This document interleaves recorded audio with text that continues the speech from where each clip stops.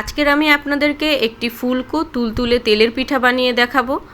আর আমরা কিন্তু সবাই কম বেশি চাই আমাদের তেলের পিঠাটা যাতে এরকম ফুলকো হয়। তো 100% আপনাদের পিঠাটাও এরকম সবসময় তুলতুলে ফুলকো হবে, সেই টিপসটি আমি আমার ভিডিওতে দেখিয়ে দিব। আসসালামু আলাইকুম এভরিওয়ান, নাহিদাস কিচেনে আপনাদের সবাইকে স্বাগতম। একটি পিঠা আমি আপনাদেরকে ভেঙেও দেখিয়ে দিচ্ছি, দেখুন ভিতরে কতটা পারফেক্টলি কুক হয়েছে। তো চলুন শুরু করা যাক আজকের মূল রেসিপিটি। প্রথমে আমি এখানে 118 মিলি কাপের 1 কাপ চালের গুঁড়ো নিয়েছি, আর 1 কাপের থেকে কিছুটা আরও বাড়িয়ে নিয়েছি। এবার নিয়ে নিয়েছি 118 মিলি কাপের 1 কাপের কিছুটা কম ময়দা। এবার নিচ্ছি 15 মিলি চামচের 1 চামচ গুঁড়ো দুধ। এবার নিয়ে নিচ্ছি 15 মিলি চামচের 1 চামচ কর্নফ্লাওয়ার। আর নিয়ে নিচ্ছি 5 মিলি চামচের 1 চামচ বেকিং পাউডার। এবার নিয়ে নিচ্ছি স্বাদমতো 1 চিমটি লবণ। চালের গুঁড়ো আর ময়দার গুঁড়োর পরিমাণের উপর বেস করে কিন্তু আমি খেজুরের গুড়টা নিয়ে নিয়েছি 118 মিলি কাপের 1 কাপ। আপনারা যখন উপাদানগুলো বাড়িয়ে দিবেন তখন খেজুরের গুড়টাও কিছুটা বাড়িয়ে নেবেন। এবার আমি সবগুলো উপকরণ মিক্সড করে নিচ্ছি, আর আপনারাও এভাবে সবগুলো উপকরণ মিক্সড করে নেবেন।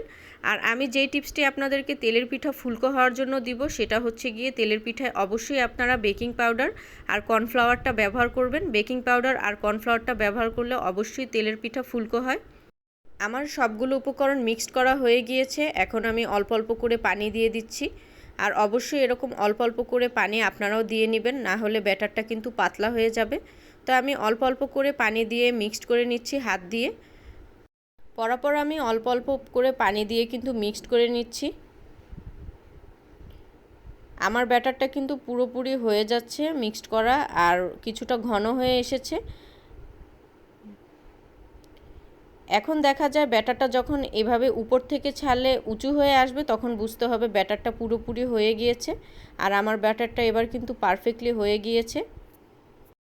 তেলের পিঠা বানানোর জন্য কিন্তু অবশ্যই আগে থেকে পাত্রে তেলটা গরম করে নিতে হবে। আর আমি পাত্রে তেলটা গরম করে নিয়েছি, আর একটা ডো দিয়ে দিলাম। পিঠাটা কয়েক সেকেন্ড তেলে এভাবে ভাজার পরে উপরের পোর্শনটায় একটা চামচ দিয়ে এভাবে তেলটাকে উপর নিচ করে দিতে হবে। আর দেখুন উপর নিচ করার জন্য কিন্তু আমার পিঠাটা পুরোপুরি ফুলে উঠেছে। আপনারাও এভাবে উপর নিচ করে তেলটাকে একটা চামচ দিয়ে দিবেন, এতে পিঠাটা পারফেক্টলি ফুলে উঠবে। তো আমার পিঠাটা প্রায় ভাজা হয়ে গিয়েছে, আমি এবার এপিট উপিট করে আপনাদেরকে দেখিয়ে দিচ্ছি। দেখুন এপিট উপিট দু পিঠই কিন্তু সুন্দরভাবে ভাজা হয়েছে। আর আমি এতটুকু কালারই পিঠাটায় রাখবো, বেশি ভাজলে পিঠাটা কিন্তু পুড়ে যাবে আর খেতে ভালো লাগবে না। এবার আমি পিঠাটাকে উঠিয়ে নিচ্ছি। আর আমি খুবই দুঃখিত, আমার প্রথম 3টা পিঠা ভাজার সময় আমার ভিডিওটা অন ছিল না, যার জন্য আমি সেই 3টি পিঠা ভাজার সময় আপনাদেরকে দেখিয়ে দিতে পারিনি। আমি আরও একটি পিঠা আপনাদেরকে ভেজে দেখিয়ে দিচ্ছি। সেমভাবেই আপনারা দেখা যায় কিছুক্ষণ হয়ে যাওয়ার পরে উপরের পোর্শনটায় তেলটাকে উপর নিচ করে দিয়ে দিবেন।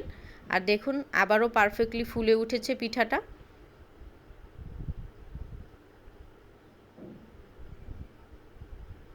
এবার আমি পিঠাটাকে তুলে নিচ্ছি। সবগুলো পিঠা আমার ভাজা হয়ে গিয়েছে। তো আমার পিঠা বানানো পুরোপুরি কমপ্লিট। আমার পিঠা বানানোর ভিডিওটি যদি আপনাদের ভালো লেগে থাকে তাহলে অবশ্যই আমার চ্যানেলটি সাবস্ক্রাইব করবেন, ভালো ভালো কমেন্ট করবেন। তো সবাই ভালো থাকবেন, থ্যাংক ইউ।